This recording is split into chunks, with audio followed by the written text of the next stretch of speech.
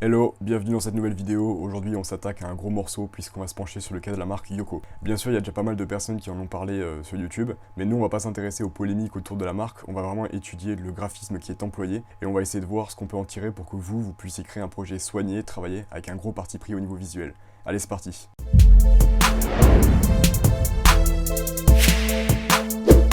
Donc premièrement on va voir ce que c'est que Yoko. Yoko, c'est une marque de vêtements streetwear qui a été créée par Lucas, alias Squeezie, qui est le plus gros youtubeur français, vous le connaissez sûrement, avec son frère Florent, donc, qui est graphiste designer. Et c'est une marque donc, de vêtements streetwear, comme je vous disais, qui a été lancée il y a déjà maintenant quelques années. Et la raison pour laquelle je voulais étudier cette marque, c'est parce qu'elle a vraiment un parti pris visuel qui est vraiment fort, avec un univers qui est propre, qui est bien travaillé. Et donc voilà, je voulais qu'on voit ensemble un petit peu qu'est-ce qu'on peut en tirer, comment c'est fait, comment c'est fabriqué, quelle est la démarche qu'ils ont suivie au niveau graphique. Comme ça, vous pourrez avoir de quoi alimenter votre propre projet. Donc la première chose qu'on va étudier, c'est ce qu'on étudie à chaque fois qu'on parle d'une marque. C'est tout d'abord l'univers, c'est l'identité graphique, l'identité visuelle de la marque. Donc si on se rend sur Google Images et qu'on marque Yoko Shop, voilà, on a un petit listing d'images qui vont nous permettre de cerner un petit peu la marque. Donc ça c'est leur logo. Le logo, ça c'est uniquement le nom de la marque. Vous avez ici le logo complet. Voilà, donc qui est Yoko. Alors c'est une sorte de flamme. Enfin moi ça me fait penser à un ballon qui est enflammé et qui est lancé. Donc le ballon ici avec la traînée derrière en feu, ou une sorte de météorite ou quelque chose comme ça. Alors ça je me suis pas renseigné exactement concernant la symbolique du logo, mais je pense que c'est à peu près quelque chose comme ça. Donc voilà, donc ça c'est pour la marque. Alors si on regarde au niveau du style graphique, alors ça c'est les produits par exemple, c'est un style qui est japonais, qui est très japonais, très street, presque cartoon, vous voyez avec des produits comme ça. Au niveau des couleurs, on voit que c'est majoritairement du blanc et du noir, donc c'est les deux fondamentales au niveau couleurs qu'on peut utiliser pour créer sa marque, enfin pour créer un branding, une image de marque. Ça marche toujours très bien parce que le blanc et le noir vont très bien ensemble, et en fait ce qui est très bien maîtrisé dans ce projet-là, c'est qu'en fait ils vont sublimer l'utilisation du noir et du blanc avec un ajout de couleurs très vives à droite et à gauche. Je vais vous montrer ça exactement. Vous voyez ici, vous avez du blanc et du noir, et là si on regarde sur les produits, vous avez un bleu clair qui est très flashy, très pétant, avec du rouge ici, et après sur le reste du design, on est sur du noir et blanc, ou plutôt sur de la nuance, donc avec du gris. Donc en gros, ça c'est quelque chose que vous pouvez utiliser dans vos propres projets, c'est toujours, si vous voulez partir sur quelque chose qui passe toujours très bien et qui passe nickel, c'est de partir sur du noir, du blanc, et ensuite d'ajouter une couleur qui vient mettre en lumière, qui vient apporter de la couleur. Donc voilà, donc par moment il s'amuse à mettre beaucoup plus de couleurs. Là on voit, on a du rose, on a du vert, on a plein de trucs qui sont assez flashy. Alors ce qu'il faut prendre en compte aussi, c'est qu'il fonctionne avec un principe de capsule. Donc en fait c'est des collections qui sortent et chaque capsule a une identité qui est propre. Mais on va voir plus tard ça quand on parlera des produits. Mais je vous en parle tout de suite parce que ça nous permet en fait de comprendre qu'ils ont le potentiel de travailler à chaque fois sur des thématiques de couleurs qui sont différentes en fonction des collections. Et donc ça c'est vraiment pas mal pour se diversifier, pour éviter de tourner en rond et pour à chaque fois apporter un nouvel univers. Si on regarde au niveau des typographies, encore une fois ça diffère en fonction des différentes capsules, comme on peut le voir ici. Melody c'était l'une des capsules qu'ils ont créées. Donc là ils sont partis sur un texte beaucoup plus stylisé, beaucoup plus un petit peu fondu, un peu voilà, comme une chandelle ou une bougie qui fond. Mais sinon, on est sur des polices, des typographies qui sont très grasses, très bâton. Voilà, donc sans sérif, du sans sérif qui est épais, comme ici Yoko, ici on a Kojika, Do Not Fear qui est leur dernière collection si je ne me trompe pas. Voilà, donc on est sur des typographies qui sont simples, qui sont vraiment basiques et qui sont faciles à maîtriser et qui se marient avec un petit peu tout. Ça évite les fautes graphiques où on a des polices qui vont pas du tout ensemble. De manière générale, ça c'est pareil, quand vous voulez créer un projet qui passe bien et qui est bien travaillé, optez pour toujours une police au minimum qui va être une police qui va être passe-partout. Ça c'est indispensable parce que là typiquement cette police Mélodie elle est très bien, mais on ne pourrait pas remplir un site avec cette police là, vous voyez. C'est pas possible, ce serait illisible, c'est pas...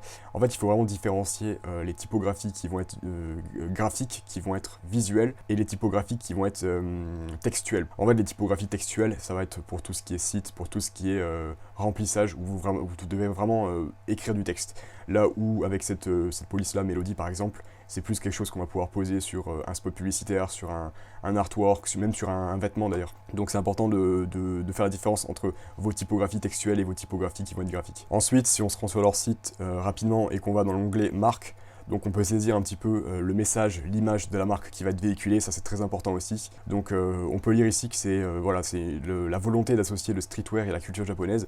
Donc la culture japonaise, c'est ce que je vous disais tout à l'heure, c'est pas un secret, hein, c'est pas un mystère. On voit bien que Florent et Lucas ils se sont vraiment inspirés de la culture japonaise, presque manga, assez cartoon comme je disais tout à l'heure, avec beaucoup de couleurs ici, vous voyez. Toujours donc ces couleurs sur un fond de noir et blanc, donc ça rend bien, c'est visuellement c'est travaillé et c'est reconnaissable en fait. On peut pas, quelqu'un qui connaît Yoko ne peut pas confondre Yoko avec une autre marque. Donc ça c'était pour toute la partie visuelle, la partie visuelle, la partie image de marque, voilà. Donc on a dégrossi rapidement, comme ça on saisit bien ce que c'est que leur projet, et maintenant on va pouvoir s'attaquer un petit peu plus en profondeur à tout ce qui constitue la marque. Donc un point qui est très important lorsqu'on crée une marque, c'est bien évidemment le site, vu que c'est une boutique en ligne, donc c'est une marque qui vend en ligne, c'est un e-commerce en fait, et donc c'est très important de soigner son site, de vraiment bien le travailler, et nous c'est quelque chose qui va être hyper important à étudier. Donc on va tout de suite s'intéresser au site yokoshop.com. Donc dès qu'on arrive sur le site, on arrive sur cette page-là. Donc vous voyez avec un spot publicitaire, enfin une sorte de spot pour la dernière collection là, qui est Do Not Fear, qui tourne en boucle, donc c'est très flashy. C'est très immersif en fait. D'entrée de jeu, on est dans la marque, on est à l'intérieur de leur projet, et c'est très utile pour faire passer un message, pour présenter le projet. En fait, dès que vous arrivez dessus, ça y est, vous êtes dans un univers plus que dans un site en fait. Donc voilà, donc si on va sur les vêtements, on peut voir tous les vêtements par exemple. Là, on est redirigé sur une page qui paraît être complètement différente, on n'est plus du tout sur quelque chose de sombre avec des lumières, des flashs assez flashy comme ça qui pop à longueur de temps. En boucle, là non, on est sur un site qui est très épuré, qui est donc noir et blanc, comme tout à l'heure je vous le disais, les couleurs de la marque, les couleurs fondamentales, avec des touches de couleurs un peu plus flashy par-dessus. Vous voyez ici du rouge, là du bleu. Voilà, donc vous avez des couleurs qui vont se démarquer par rapport au fond blanc et au noir de la typographie. Donc voilà, au niveau de la typographie, on reste sur des typographies très simples, très bâton, hein, très sans sérif, classique j'ai envie de dire, mais c'est très bien. Si on regarde rapidement ce site, donc on voit qu'il y a un listing comme ça des produits. Donc je suis allé dans vêtements bien sûr, donc on voit tous les vêtements, mais on peut quand même se rendre compte qu'il y a quand même une césure qui est faite entre ce type de site et d'autres sites un peu plus e-commerce qu'on pourrait trouver à droite à gauche pour d'autres marques. Ici déjà ce menu qui est sur la gauche comme ça, qui est vertical. Donc c'est assez peu vu pour des boutiques e-commerce tout simplement. On a plus l'habitude d'avoir un menu horizontal comme ça. Donc on va le voir hein, tout au long du projet, ils ont pris des parties qui sont vraiment tranchants par rapport à d'autres choses et qui permettent d'avoir un univers fort. Le point de comparaison que je voudrais faire, c'est avec la marque Supreme, qui est un monument dans le domaine du streetwear. J'imagine que vous êtes nombreux à connaître la marque, surtout si vous vous intéressez déjà aux marques streetwear. Pourquoi Supreme? Parce que Supreme, tout comme Yoko, ou du moins Yoko tout comme Supreme, bien qu'il y ait des différences, hein, c'est pas du tout la même marque, on est d'accord, mais Supreme ne cherche pas à créer le site passe-partout, le site qui plaira à tout le monde. C'est clivant, c'est un site qui va être direct, qui est spécial, qui est très bizarre. Voilà, dès que vous arrivez sur cette page, vous avez du mal à concevoir que ça puisse être un site de vente. Pourtant, c'est le cas. Si on va sur Shop, voilà, on est tout de suite redirigé vers la page Supreme. Vous voyez, c'est un écran donc tout blanc avec le logo et ici les collections, j'imagine. Voilà, c'est pas des collections, c'est en l'occurrence des produits en particulier. C'est un site qui est très spécial, qui est très voilà, je pense que vous voyez ce que je veux dire. Il y a vraiment un parti pris, encore une fois, qui est fait ici. Bon, si on revient sur Yoko, évidemment, c'est pas la même chose, mais je pensais que le parallèle avec Supreme était intéressant. Donc voilà, tout ça pour dire que eux, ils ont choisi d'avoir un site qui n'est pas commun et qui, encore une fois, participe à ce clivage entre Yoko et les autres marques. Donc qui permet de créer un univers toujours plus fort. Donc maintenant, quelque chose auquel on va s'intéresser, c'est les réseaux sociaux de Yoko, donc principalement leur Instagram, qui est, je pense, le seul réseau social par lequel ils communiquent, outre YouTube, mais on verra ça après. Donc voilà, on voit que ils ont donc leur page Yoko Shop, 309 000 abonnés. Voilà, donc avec une description très simple, avec le lien vers leur boutique. On peut voir ici qu'ils mettent des stories à la une.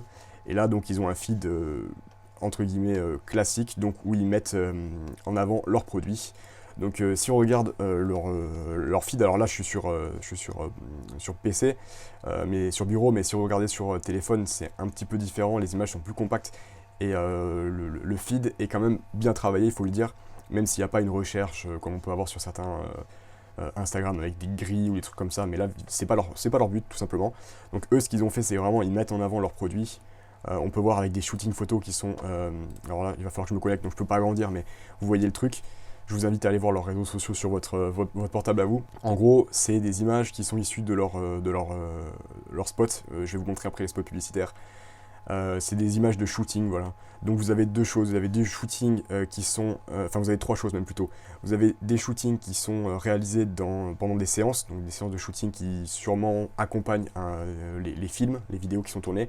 Vous avez ce genre de mise en scène. Alors là, voilà, comme ça.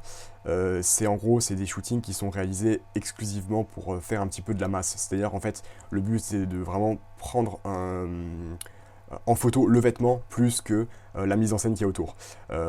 Par exemple, je m'explique. Là, vous voyez qu'il y a une mise en scène. On voit qu'il y a... c'est dans une dynamique. Les vêtements sont mis sur des personnes, donc sur des mannequins, des acteurs, voilà, et ils sont mis dans une certaine situation, dans un contexte. Et là, donc, en plus de montrer les vêtements, il y a aussi un message qui est véhiculé.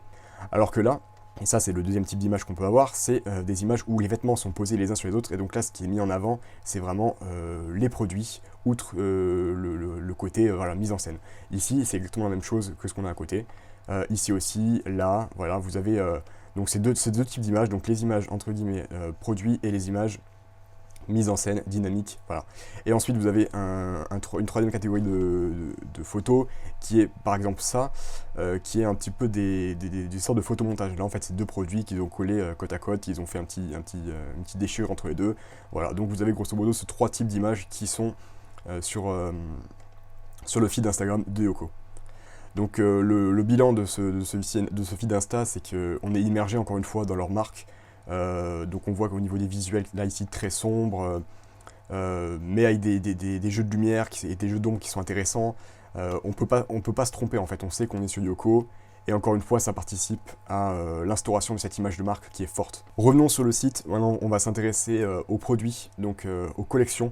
Étant donné que, comme je vous disais tout à l'heure, Yoko fonctionne par système de capsules, c'est-à-dire qu'en gros, à chaque fois, de façon régulière, je sais pas, c'est peut-être tous les 3 mois, tous les 4 mois, je sais pas exactement, je suis pas un client Yoko et je m'intéresse pas plus que ça à leur clientèle, mais je sais que ils font donc des capsules de façon assez récurrente tous un certain nombre de mois, et en gros ces capsules à chaque fois elles contiennent des produits. En fait c'est des collections qui contiennent des produits en quantité limitée, ou du moins limitée dans le temps, et au bout d'un moment les collections disparaissent et elles sont remplacées par des nouvelles.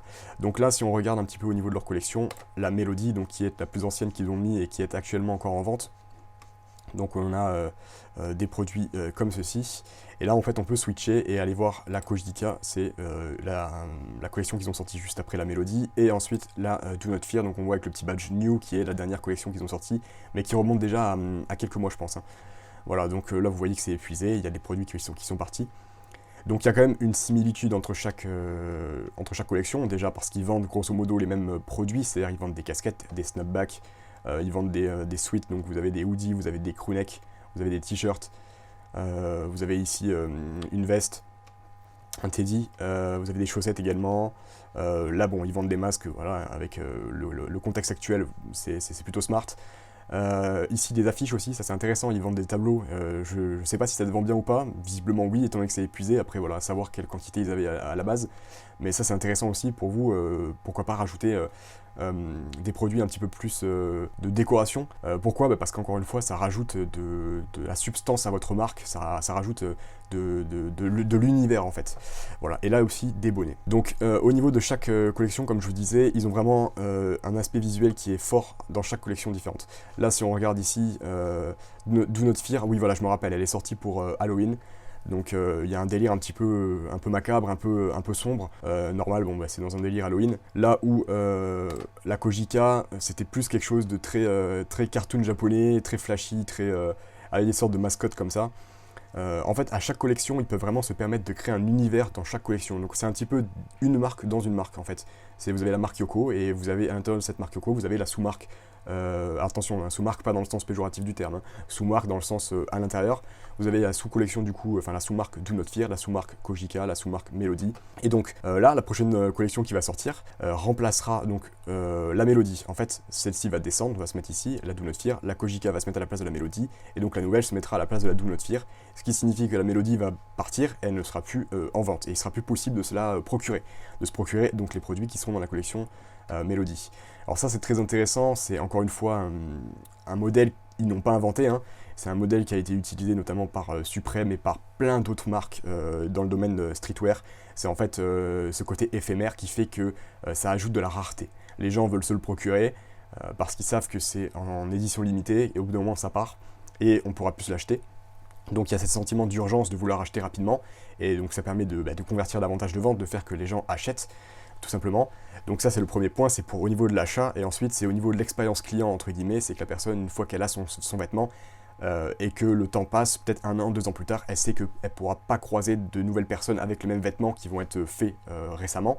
Donc si elle croise d'autres personnes qui ont les mêmes vêtements de la même collection, c'est forcément des gens qui l'ont acheté au même moment, et il y a ce sentiment de rareté qui fait que on ne peut pas produire de nouveau ce vêtement-là, et donc on le possède, et ça donne vraiment... c'est une sorte d'expérience client en fait, si vous voulez. Voilà, donc au niveau des produits en eux-mêmes, si on regarde les designs, c'est très... il y en a qui sont minimalistes et d'autres qui sont travaillés. Vous voyez ici, c'est quand même beaucoup plus minimaliste, mais celui-ci est bien travaillé.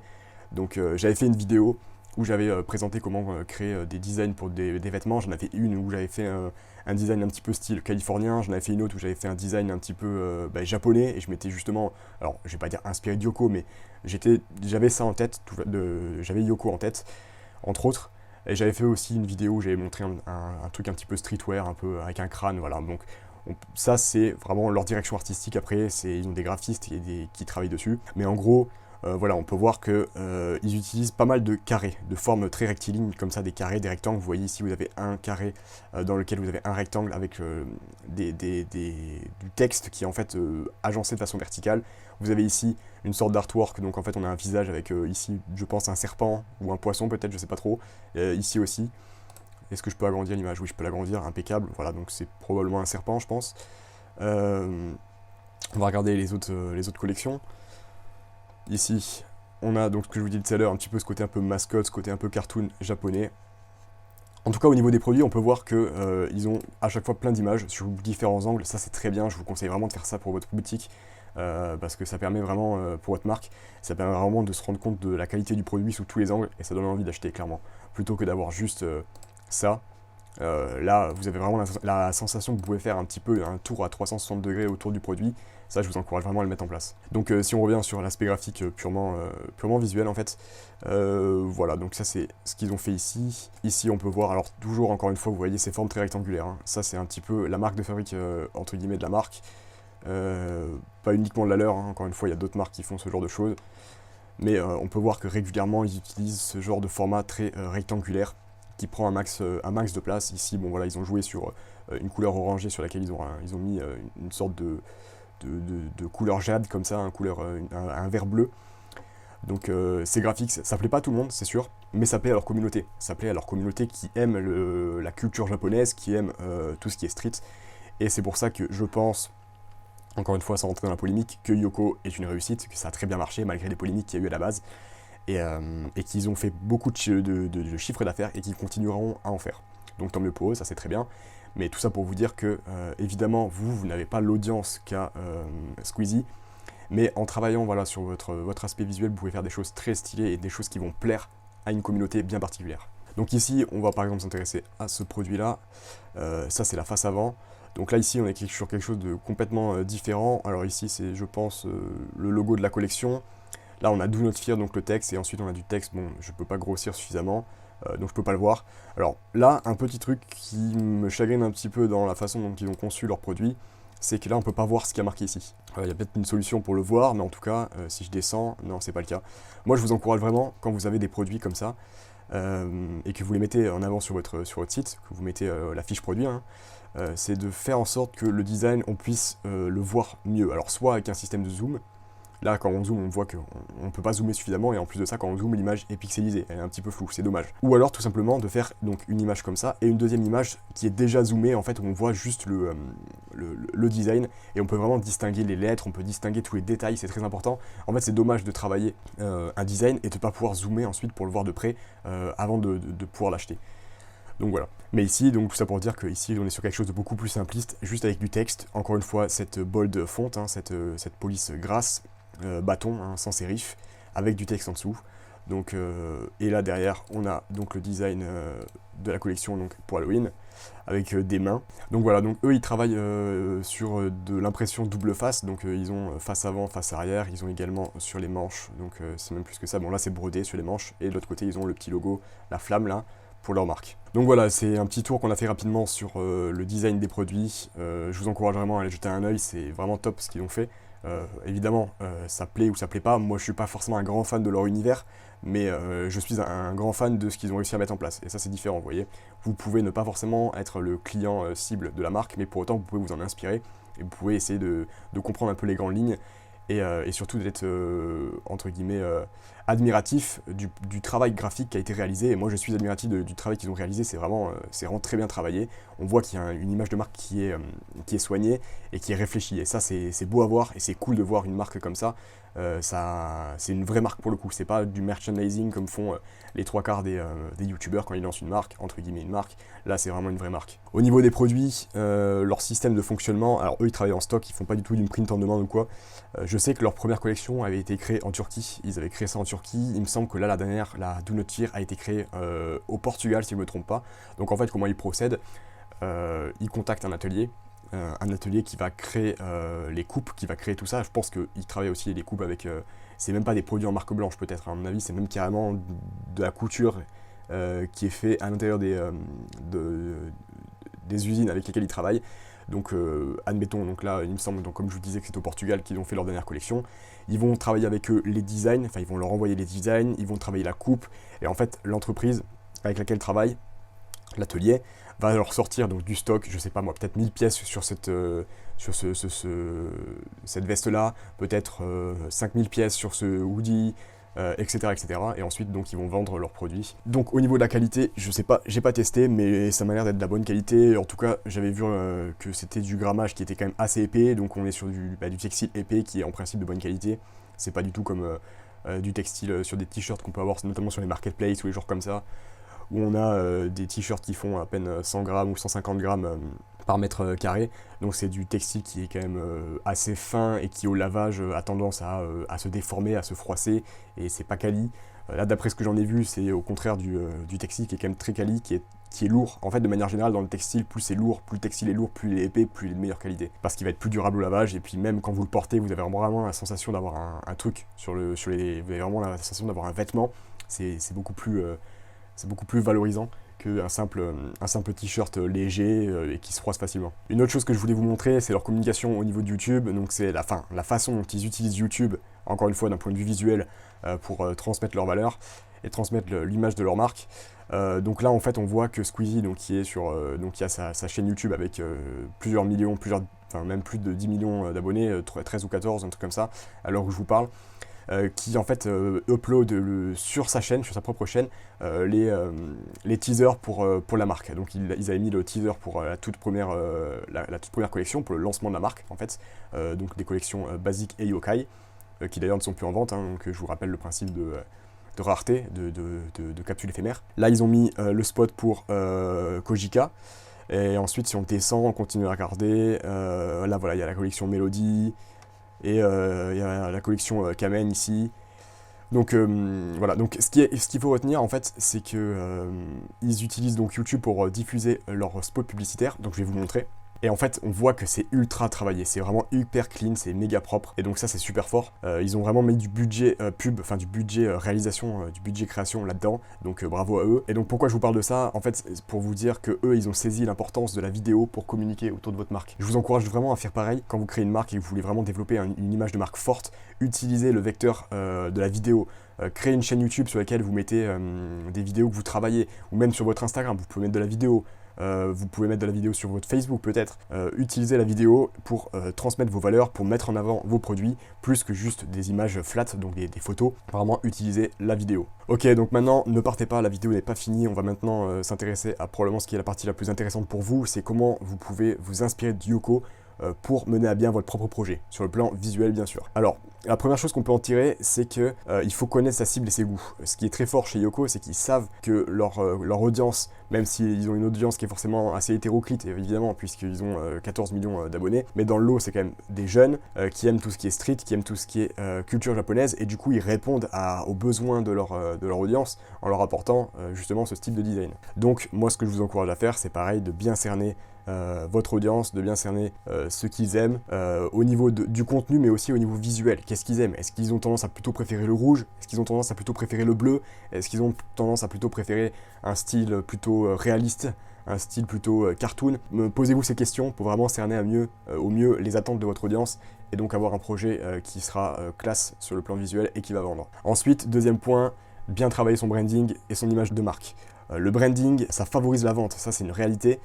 Toutes les marques qui sont mondialement connues et qui font le plus de chiffres, elles ont un branding qui est impeccable. Et ça, c'est quelque chose que vous devez comprendre. L'aspect visuel, c'est vraiment pas quelque chose que vous devez négliger. En plus, c'est quelque chose qui est passionnant quand vous commencez à vous y intéresser. Moi, c'est quelque chose qui me fascine. Mais vraiment, c'est très important de bien travailler tout ça. Donc, passez le temps qu'il faut sur votre branding, à établir votre identité de marque. Faites-vous accompagner si vous avez besoin d'un graphiste, d'un designer. Ou alors développer vos compétences vous-même, c'est aussi très bien de développer ses compétences, c'est très satisfaisant quand vous arrivez à faire les choses vous-même.